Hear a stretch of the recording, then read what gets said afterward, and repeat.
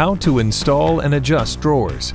New Age Products home cabinet drawers are manufactured for an easy removal and installation. To install a drawer into a cabinet, first fully extend both drawer slides.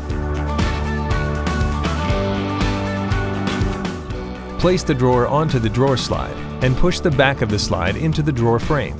You should hear a click, letting you know that the drawer locks are fully engaged.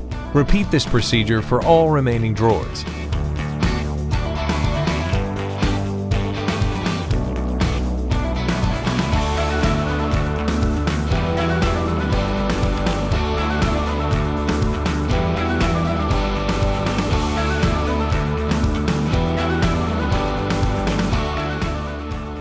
Once all drawers are installed and locked into place, remove the protective film from the cabinet. After installation, remove the cover caps to reveal the adjustable side panel. The adjustable side panel is used to level and align the cabinet's drawers.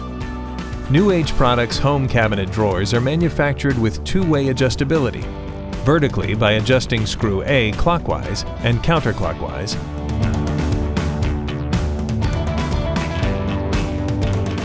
and horizontally adjusting screw B clockwise and counterclockwise.